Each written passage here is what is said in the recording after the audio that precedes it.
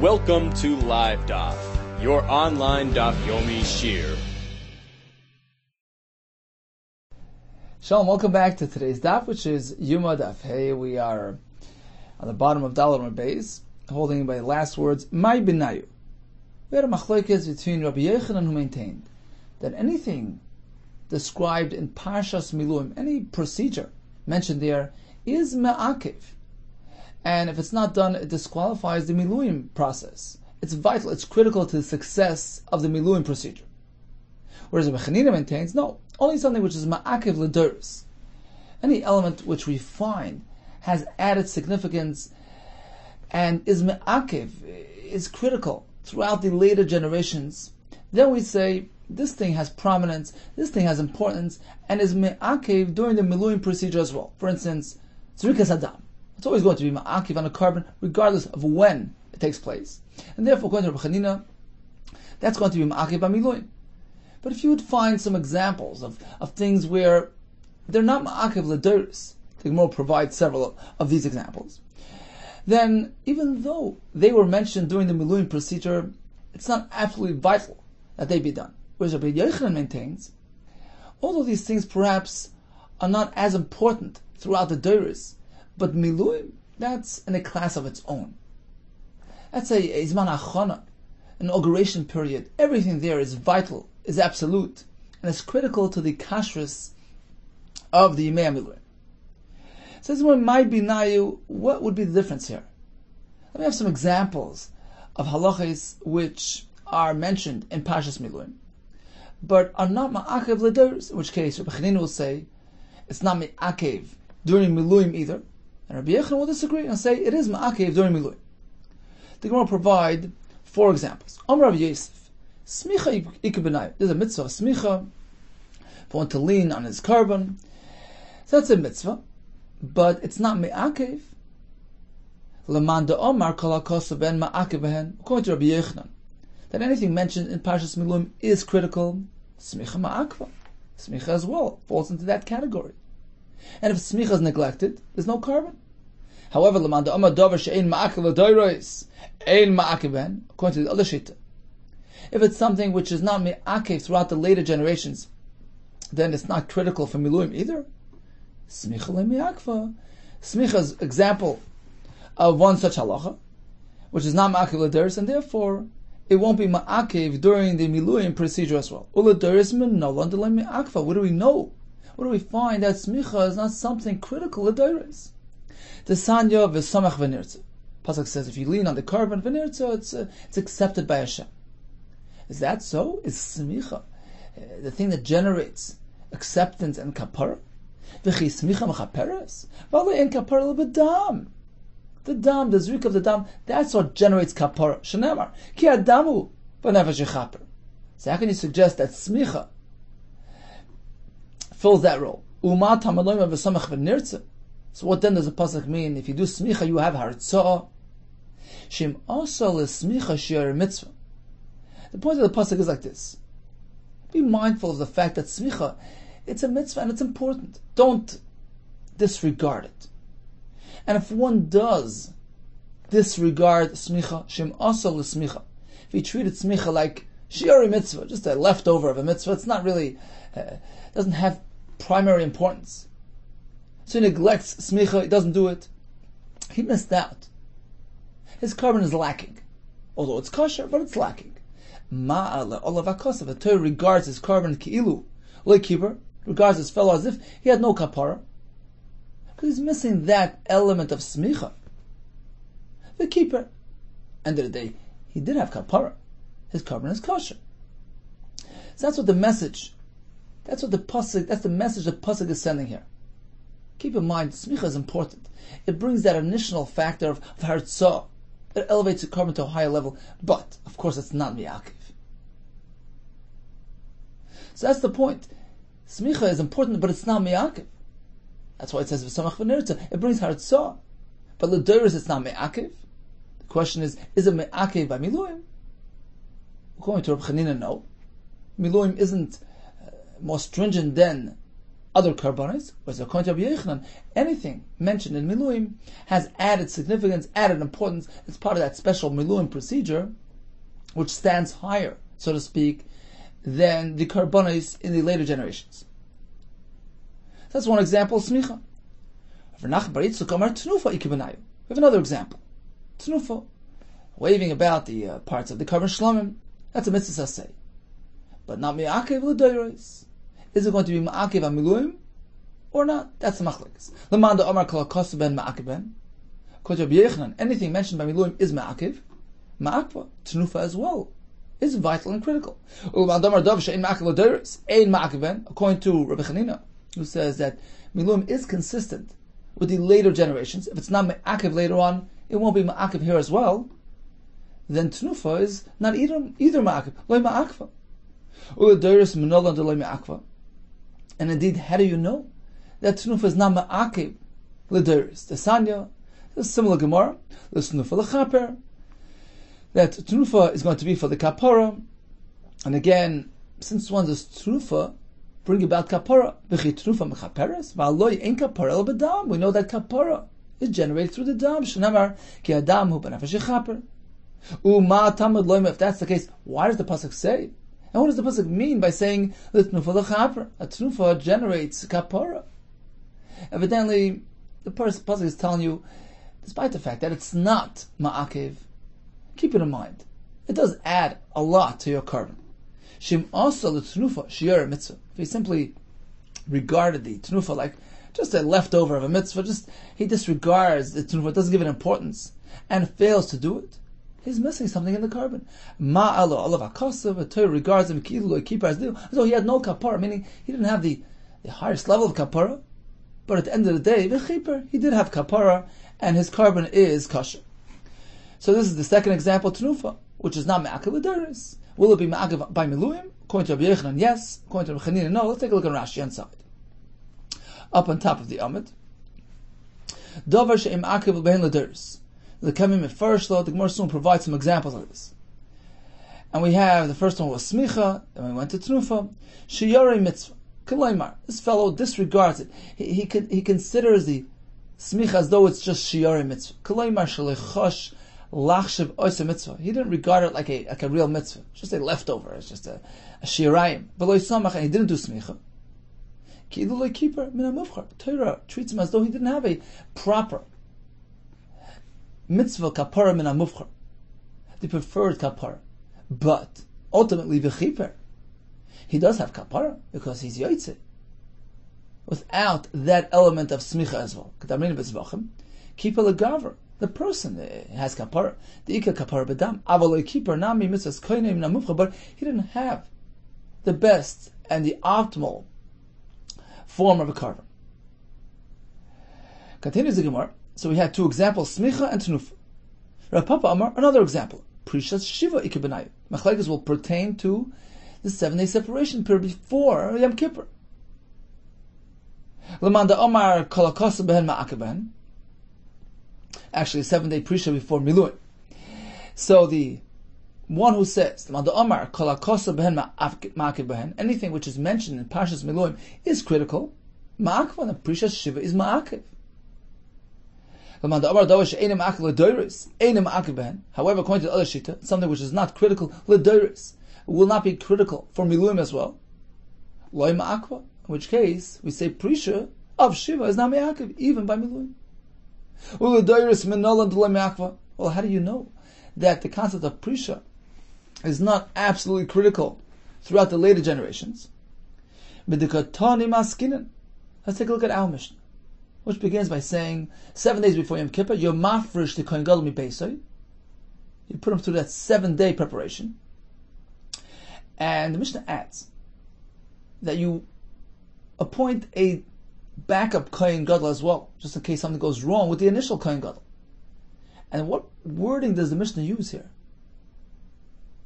with respect to the backup kohen? It doesn't say mafrishin, which would indicate that he also needs to separate for 7 days, just in case he's needed. Rather, the Mishnah uses the word maskinen. We just appoint him. As the Tosfos Yeshanim there said, they measure up some clothing for him because he has to have custom-made bigdei kahuna. So they prepare everything. But we don't see that hafrasha is required for the backup Kohen Gadol. With the Gatani Maskinin, it says that we appoint him. But look at Gatani Fri Jun. We don't find in the Mishnah that we have to separate him for 7 days in advance. Well, if hafrasha is vital and critical, then what good is it to appoint a Kohen Gadol as a backup without giving him the proper preparation of hafrasha? Suppose something goes wrong with the original Kohen Gadol, you can't use him as a backup regardless. So what good is it to have a backup Kohen who's useless? Apparently, hafrasha is not me'akiv. So regarding the initial Kohen Gadol, who we hope will do the avodah, we do hafrasha for mitzvah ben hamufchar. But regarding the backup, we assume, we hope, he won't really be needed, and therefore we don't put him through this rigorous procedure of hafrasha. At worst case scenario, he'll be used as a backup even without hafrasha, because hafrasha is not me'akiv. So then the shaila is a me'akiv by miluim. According to Rabbi Yehuda, despite the fact that it's not me'akiv l'doros, it's me'akiv by miluim, because miluim was special, and everything mentioned there is needed. Whereas according to Rabbi Chanina, miluim doesn't stand higher than the future doros, and since we find that hafrasha is not me'akiv elsewhere, it's not me'akiv by miluim as well. Ravina Amar, a fourth and final example of an afkamina between Rabbi Yehuda and Chanina, something which is not me'akiv l'doros. And the question will be, is it me'akiv by miluim? Ribui shiva u'meshicha shiva ikar b'nayu. Rashi explains like this.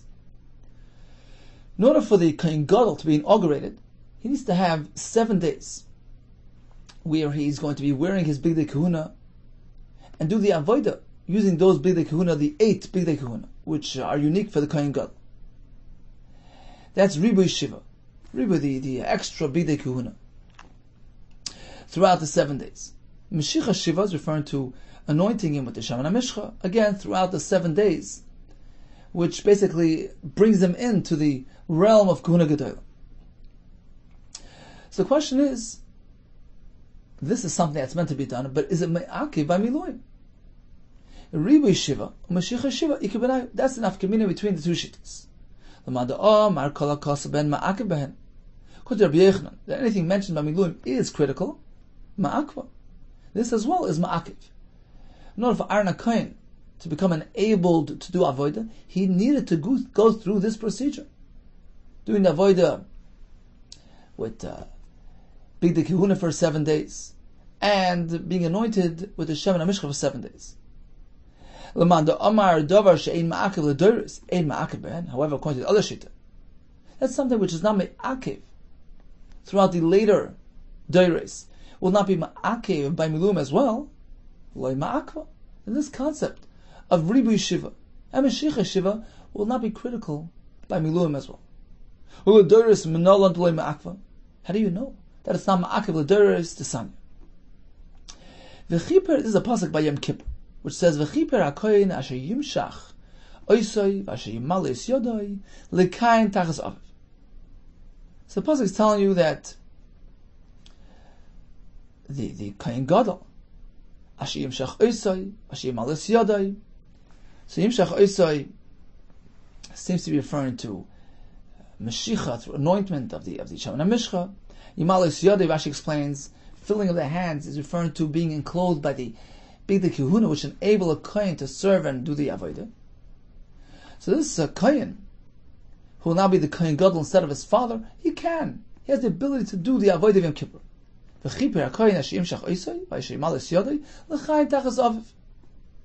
Question is, what's the chiddush here? That a Kohen Gadol is needed for Yom Kippur? Matamad Laimar. We already know that only a Kohen Gadol could do the avodah Yom Kippur. Rashi says, look through the parasha, V'achimais. You have Aaron HaKohen's name mentioned all the time. It's pretty clear that Kohen Gadol is the only one who can do that avodah. So what's the point of this pasuk? The answer is that the pasuk here will tell us that although lechatchila, preferably you need to have the proper procedure done in order to inaugurate a Kohen Gadol. Ribui shiva, has to wear the bigdei kahuna, the 8 bigdei kahuna, and do the avodah for 7 days prior to his entry into this Kohen Gadol realm, as well as being anointed for 7 days. But the Eved, it's not mi'akiv. So Matam Adloim, what's the point of this pasuk of Vishenema? Shivas Yamim Yilbeshem HaKoyen Tachtav Mibanav. Pasuk says that Aaron HaKoyen, the Kohen Gadol's son, right, the son of Aaron HaKoyen, will wear the Bigdei Kehuna, the 8 begadim which are unique, exclusive for the Kohen Gadol. Shivas Yamim Yilbeshem HaKoyen Tachtav Mibanav. And that enables him to become the Kohen Gadol. Ainli Ela Nisra B'Shiva, V'Nimshach Shiva. From here we learn that, if the Kohen Gadol goes through this procedure, he's Nisra B'Shiva, which again means he had the 8 Bigdei Kehuna on him for 7 days. V'Nimshach Shiva, he was anointed using the Shemen HaMishcha for 7 days. How do we know that? Because Rashi brings that the two things are connected. We find a different pasuk that the Meshicha of Shemen HaMishcha is related to him wearing the 8 Bigdei Kehuna. Both things are preconditions. They're both ingredients, both elements are needed to make him a proper Kohen Gadol. So from this puzzle we'd figure that 7 days are critical. You need Shivas Yamim. What if there aren't 7 days of Riboy or Meshicha? Is it mi'akev? Can he still be considered a Kohen Gadol? The answer is yes. Nisra B'Shiva, let's say he had the Riboy Begadim for 7 days. Fine, that's okay. V'Nimshach Yom Echad, but he only had 1 day of Meshichas Shemen. Or in the reverse, Nisra B'Yom Echad, he had 1 day of the Bigdei Kehuna, of the 8 Bigdei Kohen Gadol, V'Nimshach Shiva. And he had Meshichas Shemen for 7 days. There's a gears on the side which goes even further. Let's say he had Nisra B'Yom Echad, V'Nimshach Yom Echad. Afilu Shah Achaz. Let's say he only had Bigdei Kehuna for 1 day, and Meshicha for 1 day, or even just 1 moment.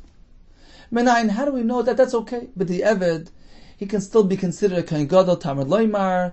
That takes us back to that pasuk, which we seem to think was superfluous. The pasuk which said, "V'chiper hakohen hashimshach oisai, hashimalis yadai." The question was, what's the purpose of the pasuk? What's it teaching us? That a Kohen Gadol has to do the avodah Yom Kippur? It's pretty obvious, because the parsha speaks about Aaron HaKohen. Apparently, the pasuk is telling us a chiddush. Tamar loimar hashimshach oisai. So he had Meshicha, Hashimalis Yadai. He had the extra Bigdei Kehuna, the 8 Begadei Kohen Gadol, which bring him to the realm of Kehuna Gedola. And the fact that the pasuk doesn't give us a number here, it doesn't say how long, how many days he needs to wear the Bigdei Kehuna, how many days he had the Meshicha of the Shemen. Unlike the previous pasuk, which gave us a number of 7 days, here we don't have that. The pasuk is an extra pasuk. The purpose is to teach us the drasha. Mikol Mokai.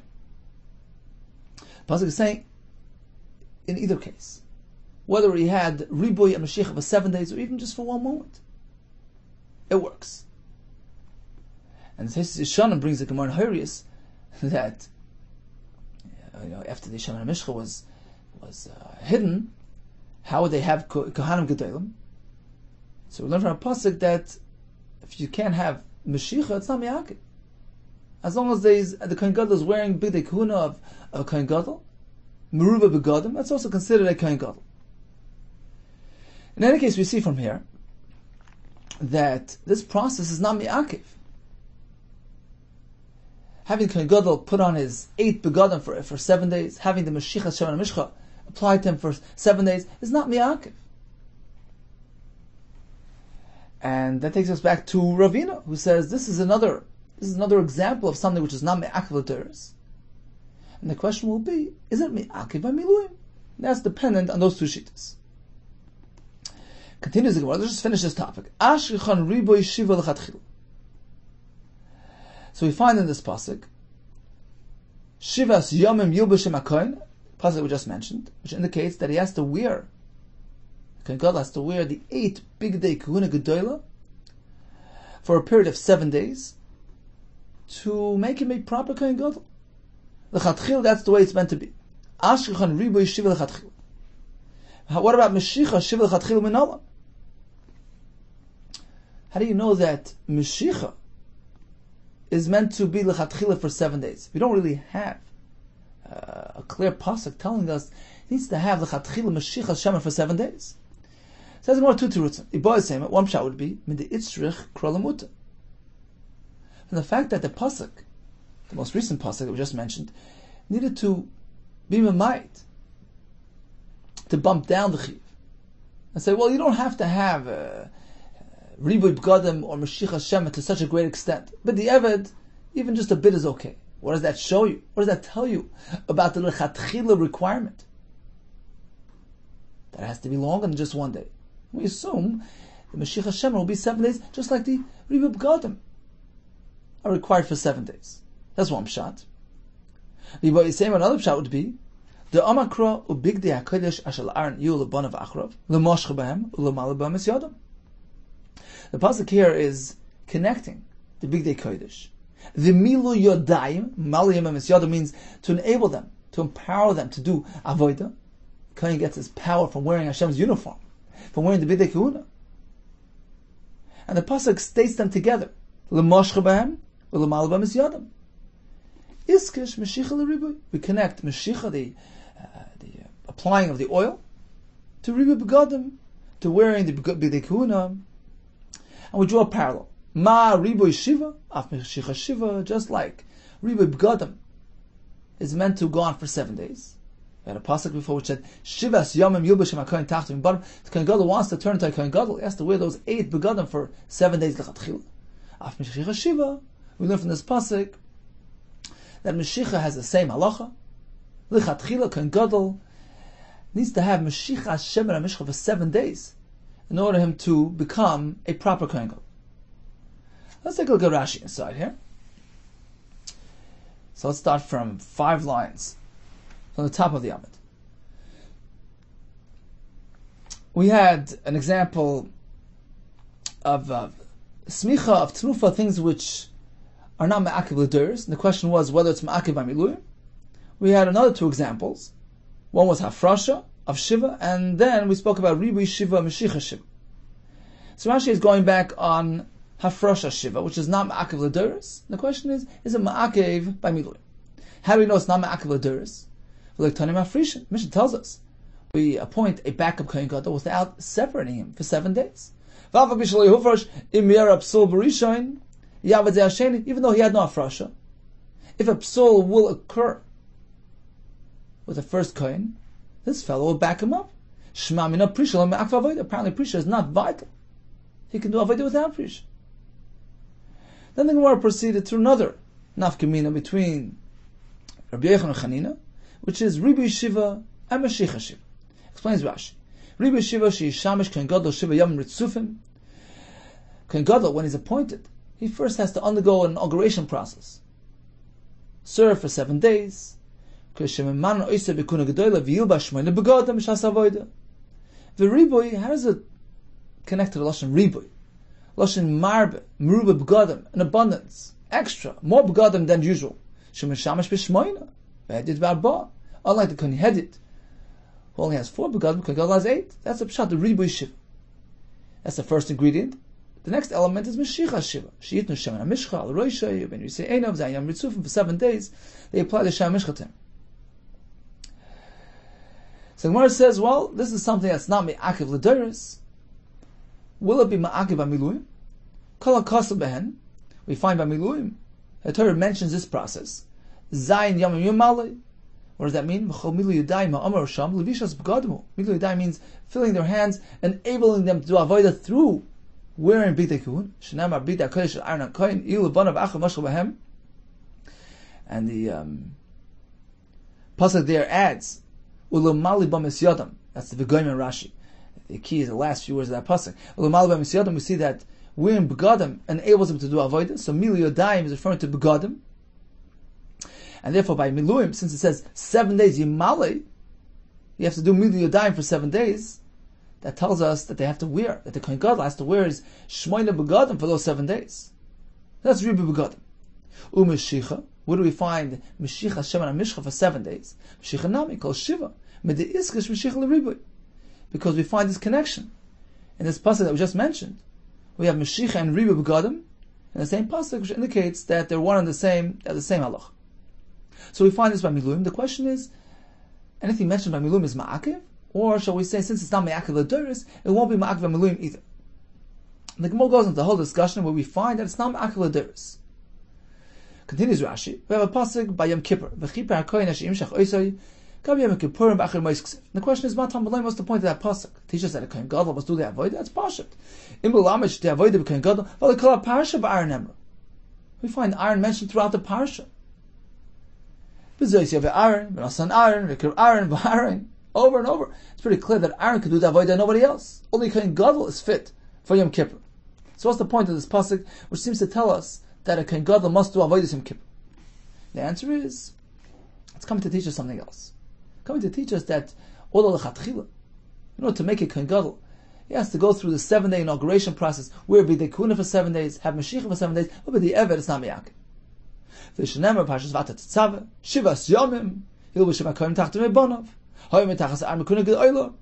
The fellow who takes Aaron's place in kuna gedolah, meaning the future kohanim gedolim, asher yovav b'yom kippurim, alay moed l'shas b'kodesh, he has to first have riba begadim for 7 days, and have Mashiach Hashem for 7 days. Ainli ela sheyehei kosher lovei alay moed b'yom kippurim, ela mishin esra b'shiva b'nimshach shiva kishin esmanu. Look at my boy Mashiach Shiva Hechksiva. The Gemara will explain where do you find Mashiach in this pasuk. But in any case, the conclusion of the Gemara is, it would seem that these ingredients are vital to the success of the kohen gadol. He needs to have ribui begadim for 7 days, Mashiach Hashem and Mishcha for 7 days. Otherwise, he's unfit to be considered kohen gadol and do the avodah Yom Kippur. Conclusion is no. We have that pasuk in Achri Ma'is, which seems to be an extra pasuk, which comes to tell us that even if he doesn't have this process applied to him, he doesn't have Ribui Begadim for 7 days, just one moment of Ribui Begadim, he doesn't have Mashiach Hashem for 7 days, just for one moment, that's okay. It's not l'chatchila, but he's still a kosher kohen gadol and can do the avodah Yom Kippur. So what does this negate to us? This was just used as an example of something which is not ma'akiv l'teres. The question was, is it ma'akiv by Miluim? It's something mentioned by Miluim, but not ma'akiv l'teres. According to Chanina, it's not ma'akiv by Miluim either. Miluim is no different than later teres. Because according to Rabbi Yehuda, even something which is not ma'akiv later on, Miluim stands higher. It's in a class of its own. And therefore, anything mentioned there is absolute and critical. So we have 4 examples: Smicha, Tnufa, Prisha Shiva, and Ribui and Mashiachas Shiva for the kohen gadol. Now it would seem that Rav Chanina's approach is more plausible. Why would Miluim be any different than other karbanos? And Rabbi Yehuda is the chiddush. Why would you say that Miluim stands higher? My time of the Manda Amar, says the Gemara, 2 lines from the bottom. What indeed is the reason of Rabbi Yehuda? My time of the Manda Amar, Kol HaKosav and Ma'akiv. Why should you say just because it's mentioned by Miluim it's Ma'akiv? Meicha Teisa. How do you draw such a conclusion? Amar B'Yisrael Bisna Makro. We have a pasuk. V'asisa l'Aaron l'ban of Kacha. The word Kacha denotes absoluteness. Kacha ikubahu. Anything mentioned in this parsha, be it Nesachim, be it Smicha, be it Tnufa, etc., it's absolutely Ma'akiv. Teinach Kol Milsa T'chsivi B'Hain Yana. Says Rashi explains, the Parsha Miluim is really split into 2. We have part of it in Parshas Tetzaveh, which is called the Parsha of Tzivoy, where we are instructed. Moshe Rabbeinu instructs the Kohanim, gives them the instructions, the procedure to follow during the Miluim. Then we have in Parshas Tzav, we have a description of events as they occurred. So we have Parshas Tetzaveh, which is the Mokim Tzivoy, the instructions, and we have Parshas Tzav, which is merely the Asiyah, the way it was done. We're looking for a makar for Rabbi Yehuda, that anything mentioned by Miluim is Ma'akiv. Why? It says, he meant to follow Kacha. Now, where is this pasuk? This is in Chumash Shmois, in Parshas Tetzaveh, by the instructions. This covers anything mentioned in this parsha, Parshas Tetzaveh. What about something which is not mentioned here? Rather, is only mentioned in Parshas Tzav. Rashi cites an example as such as the Urim v'Tumim, the Shemus of Hashem, which were placed in the Choshen. It's not something which we see in Parshas Tzav, but we do find in Parshas Tzav. Menolan. How do we know that's Ma'akiv? The pasuk El Kocha relates to anything within Parshas Tzav. Doesn't relate to something stated elsewhere. Amar Nachmar Yitzchak, Yolav Pesach Pesach. It says Nachmar Yitzchak, we have Gzeir Shava.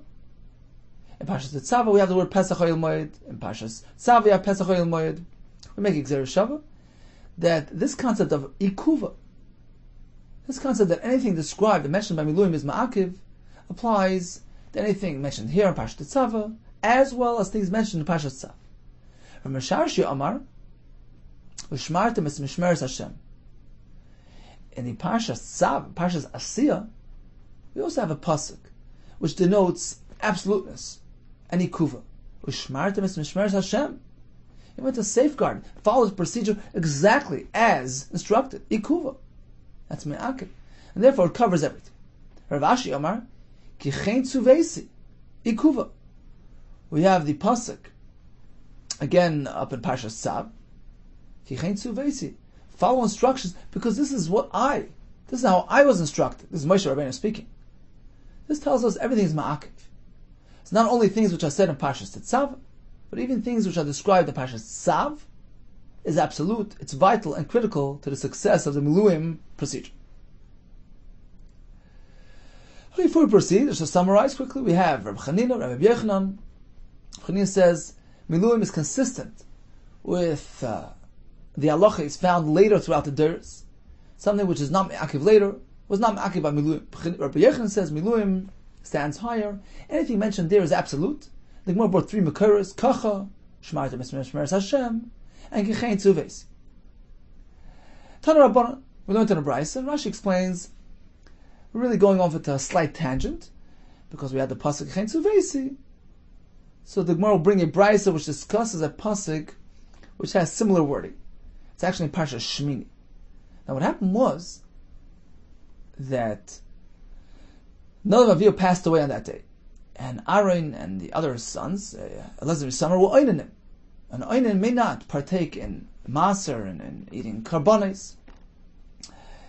So what happened was that they burnt one of the karbanis, the sa'ir chatas of Rosh Chodesh. They chose not to eat it because they were oinanim, unfit to eat karbanis.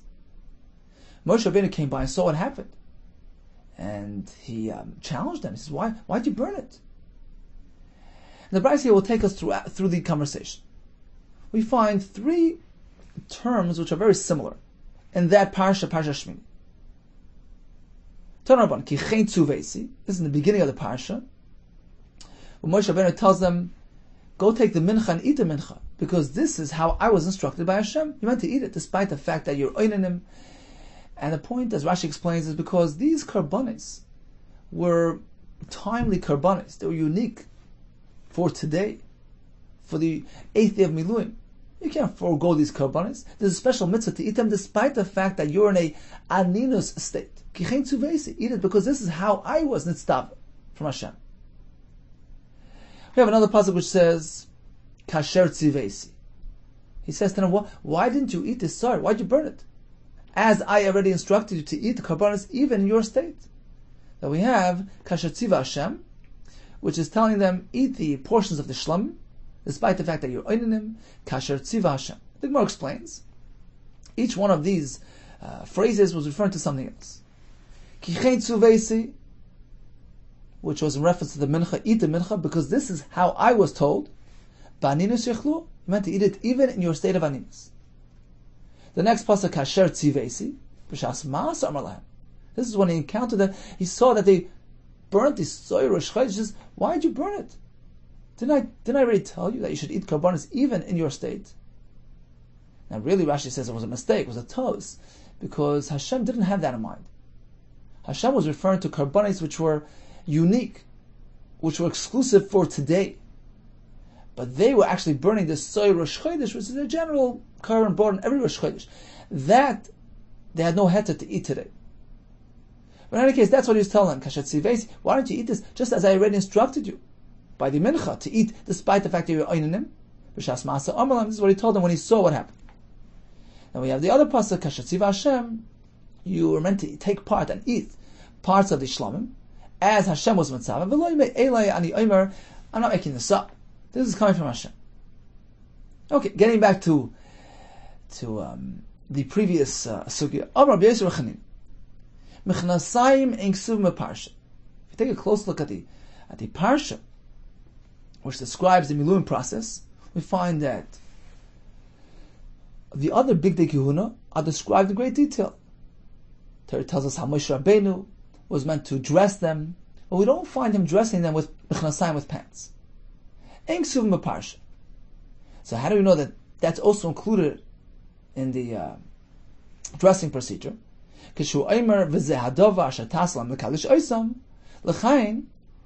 Which comes to add, seems to be coming to add something in addition. This will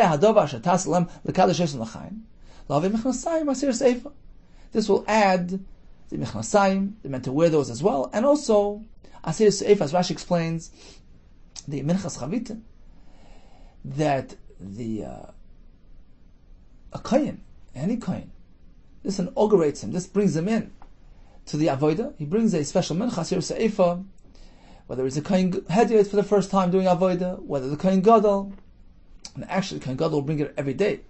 That's the minchas chavitin brought by the kohen gadol.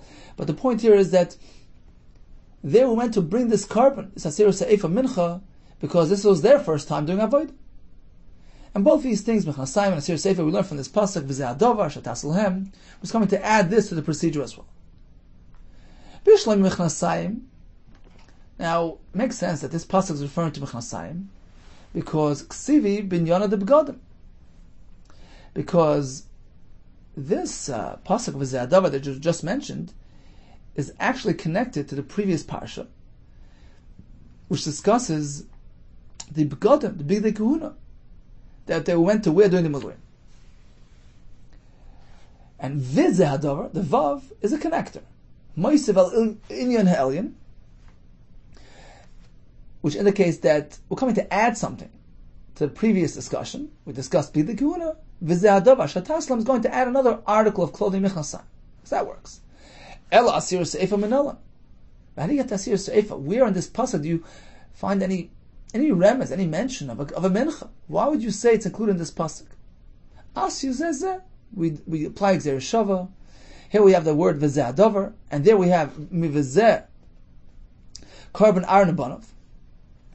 So we come from there. V'zeh carbon iron abanav hashekriv Hashem asir seifa.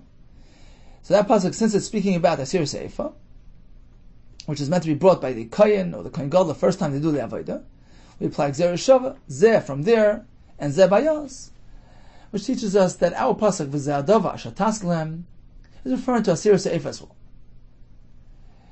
So we have two more things that are meant to be done by miluim: the mechnasayim that they're meant to wear, and the minchas asir seifa that they're meant to bring. Amar Rabbi Yechon, Mishum Rabbi Shimon Yochai, Menayin she'af mikra parsha ma'akiv.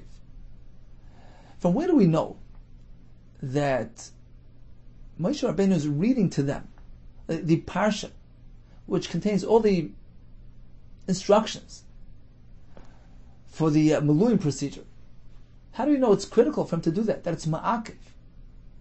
It's critical. It's vital for the hatzlach and success and kashrus of the Yimei HaMiluim. Talmud Loima vayemi Moshe la'eda zeh hadovar asher tziva Hashem. This is what Hashem was mitzvah. We learn from here. Afilu dibur ma'akiv. That not only actions, not only things, not only kabbanis are ma'akiv, but even words, such as gathering Klal Yisrael together and giving them the instructions, reading the parsha miluim. That's ma'akiv. Zeh hadovar. It's absolute. This must be done, and otherwise, the miluim are not kosher. Okay, let's summarize for a moment. We went through a list of things which some are ma'akiv, some are not ma'akiv. Let's go down the list. We have smicha, tnufa, Kohen Gadol separating for 7 days in advance of Yom Kippur. We have the Kohen Gadol preparing for his kuna gedola, by having the ribui begadim for 7 days, Mashiach Shemar Mishcha for 7 days. These things the Gemara showed to us are not ma'akiv l'deiros. Are they ma'akiv during the Yemei Miluim? Machlekes. According to Rabbi Yehuda, yes. We have the pasuk of kacha, u'shmartem, chen tzuvesi. These things are absolute and vital. According to Rabbi Chanina, Miluim doesn't stand higher than the rest of the deiros. Something which is not ma'akiv l'deiros is not ma'akiv by Miluim. Michnasayim is ma'akiv l'deiros and by Miluim. Asir Se'efa is not ma'akiv l'deiros. We learned this in Shkolim. If the kohen would do avodah without having first brought the Asir Se'efa to inaugurate his avodah, it's not ma'akiv. And if that's the case, what happens by Miluim? Say we fall into the same machlokes. According to Rabbi Yehuda, it's ma'akiv because although it's not ma'akiv l'deiros, but it's something which is mentioned by Miluim, as ma'akiv by Miluim, which stands higher than the other deiros. According to Chanina, deiros and Miluim on the same level, and since it's not ma'akiv l'deiros, it's not ma'akiv by Miluim as well. How do we even know that Michnasayim and Asir Se'efa are needed by Miluim? From the pasuk of V'zeh Adava, Shatas Elohem, is coming to add these two elements. And finally, we learned that Mikra Parsha, although it's not something applicable to deiros, but certainly is ma'akiv by Miluim, and is learned from the pasuk of V'zeh Adavar, Asher Tziva Hashem. And the Gemara concludes, Afilu Dibur Ma'akiv. Moshe Rabbeinu's reading of the Parsha, in the presence of Klal Yisrael, the Parsha which describes the Miluim process, is Mi'akiv. Continues the Gemara, Keitzad Ilbishan. We learned that Moshe Rabbeinu dressed Aaron HaKohen and his sons throughout the days of Miluim. How did he go about dressing them? Keitzad Ilbishan, you want to know how that happened? It's a past event, who cares? Ela Keitzad Malbishan Lasad Love. Question was, Lasad Love, when the base of English will be rebuilt, we'll go through the same or similar Miluim process. How is the dressing process going to take place? Says the Gemara, Lasad Love, Nami. Then as well, there's no concern. We don't have to worry about it now. We'll figure it out then. Look, Sheyavoyu, Aaron and Moshe, Aaron and Banav and Moshe, Rabbeinu, the Bach adds, Moshe Rabbeinu Yavimayim, V'yoymar, he'll tell us. We'll hear from him exactly the way it's meant to be done. Elo Keitzad Ilbishan. Rather, the question was like this. We're not just being curious how things are going to work. How did they work in the past? It's a question of how to interpret the psukim. Now, psukim are eternal. It's part of Torah. We have to figure out the psukim. Elo Keitzad Ilbishan. Lemizbe Kroi. We want to figure out the psukim because really, we seem to have a contradiction. When it comes to the order, the Seder, in which Moshe Rabbeinu dressed Aaron and his sons. We have two parshas, as we mentioned. We have Parshas Tetzaveh, where we have the instructions on how to go about doing things by Miluim. That's called the Parshas Tzivui. Then we have, in Sefer Yikra, in Parshas Tzav, we have the Asiyah, describing the events as they occurred. Now, in Parshas Tetzaveh, the Mokim Tzivui, what does the pasuk say? V'chagarta oisam. Moshe Rabbeinu, you went to strap them, and to girdle them, the chagur, the avnit, oisam collectively. Aaron and his sons in one process, in one go,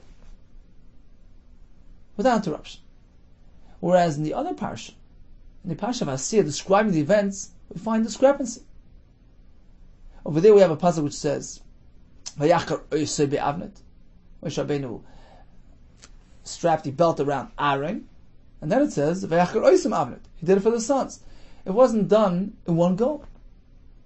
So which way is it? Together or separate? So you have to figure out the psukim. Lemizba kroi. And the Gemara will elaborate. Pligiba b'nei Rabbi Yehuda. So how was it done? We have a machlokes between the sons of Rabbi Yehuda and Rabbi Yehuda. Chadamar, one maintains, Aaron v'achach banav. Let's follow the way the pasuk describes it in the Parsha of Asiyah, in Parsha Tzav and Sefer Vayikra.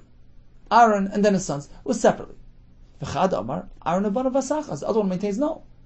Let's follow the psukim which describe the tzivu, the instructions, where it says v'chagarta oisam, everyone together as one. We must explain how that works. What does it mean everyone as one? We'll see soon. So machlokes, how it happened, together or separate. The Gemara explains further. Omar Bai, Big ksaynis and mitznefes. When it comes to the ksaynis, the shirt, the mitznefes, the hat, the cap, there's no machlokes. All agree that Aaron v'achachbanav. First, Moshe Rabbeinu addressed Aaron, his mitznefes, his ksaynis, of course the mechnasayim, which came first. So says Aaron, and then he proceeded to the sons. You realize we didn't mention the chagura, the belt, at this point. So, but all agree when it comes to the other articles, the cap, the shirt, the pants. Aaron was separate, and then he proceeded to the sons. Why? The bein b'tzava, ubein b'asir.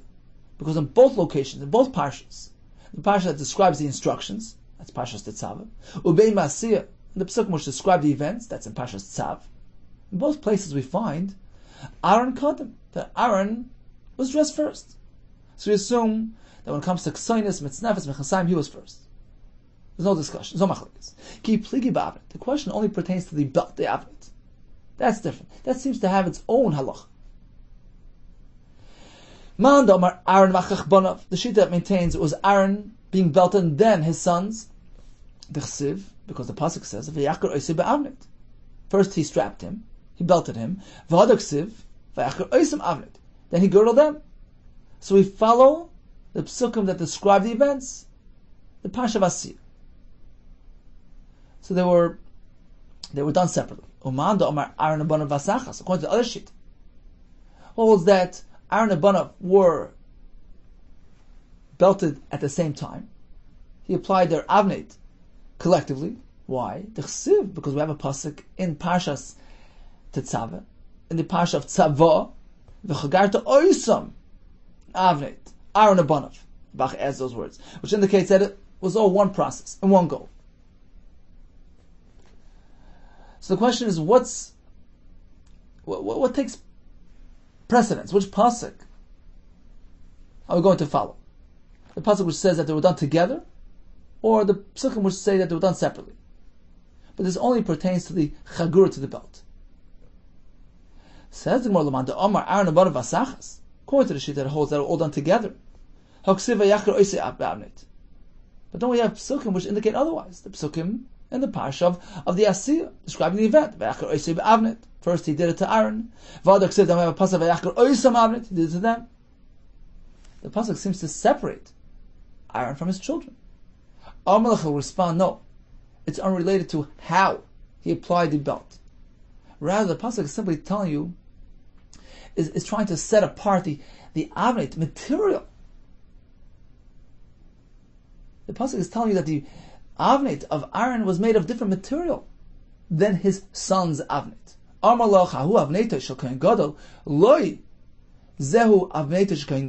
pasuk is simply telling us that the avneit of the Kohen Gadol, Aaron HaKohen's avneit, was made of different material than the ones of his sons. Let's take a look at Rashi on top.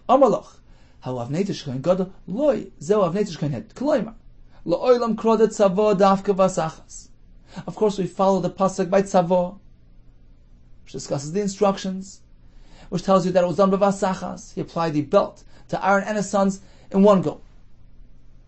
If that's the case, why do we find that in the other parsha of Asiyah, the pasuk describes them being girdled separately? Uba Asiyah the Palginu Lamdeinu, to teach us that as far as their material, Aaron's belt was different from his son's belt. Shenemar Masa Avnei Shekoin Gadol, that's Avnei Sheish Marzot Chelas Vargomen. Lamad, we learn from there. Shusha Kalayim was shatnez. It had linen and wool. Sheish means kitna, linen. Utchelas, blue wool is blue wool, ambra. So Aaron HaKohen's belt was made of kalayim, mixture of wool and linen. But that was unique to Aaron HaKohen. We don't find an accurate description of how their belts were produced. And the fact that the pasuk here draws a line between the two types of belt. We have Aaron's belt, his son's belt. That tells us something about their material and their makeup. Whereas Aaron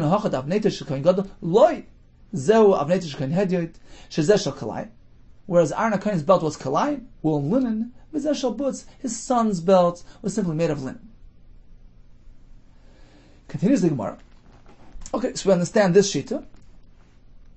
Right, again, we have one place where the Torah bundles together their belting processes, Aaron and his sons, That's in the Parsha of Tzava, in Parshas Tetzava. Whereas in Parshas Tzav, which discusses the Asiyah, the actual unfolding of events, we find them to have been separated.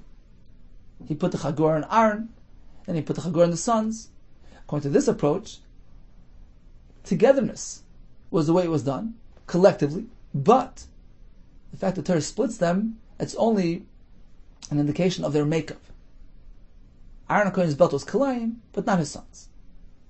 Ulamanda Omar says the one on the second line, Lamanda Omar Aaron Achach Banav, according to the other approach. Then Moshe Rabbeinu applied Aaron's belt separately and his son's belt separately, following with the psukim, describing the Asiyah, which seems to say that they were done separately. If that's the case, how do you understand the other pasuk, which seems to bundle them together? Together. This man will respond like this. In reality, Moshe Rabbeinu strapped Aaron separately and his son separately. The pasuk, which seems to bundle them together, is simply coming to teach us regarding the makeup, the material of their belts. That Aaron HaKohen's belt and his son's belts were made of the same material, both kalayim. But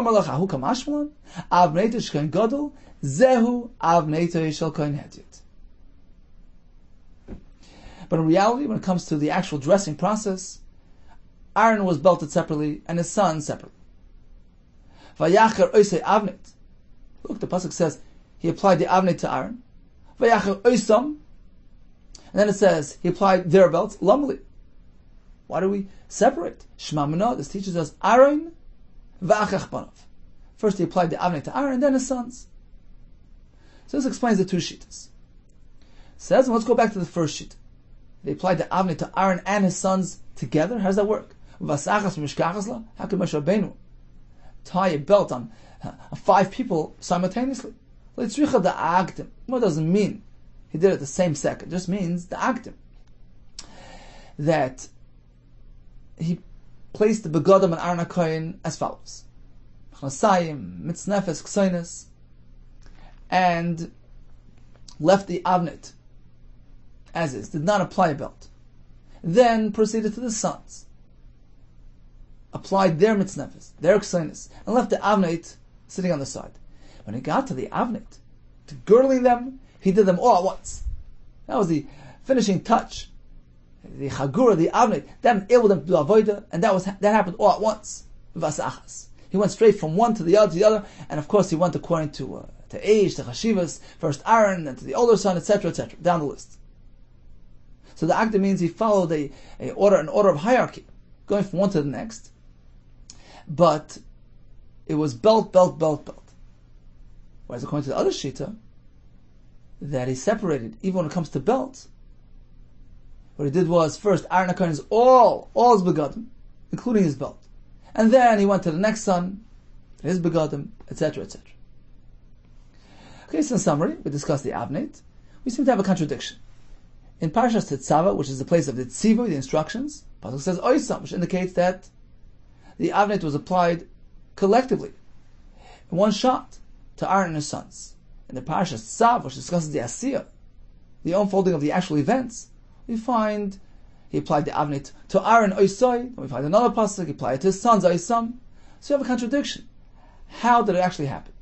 One shita maintains he did the chagura to Aaron and his sons with vasachas.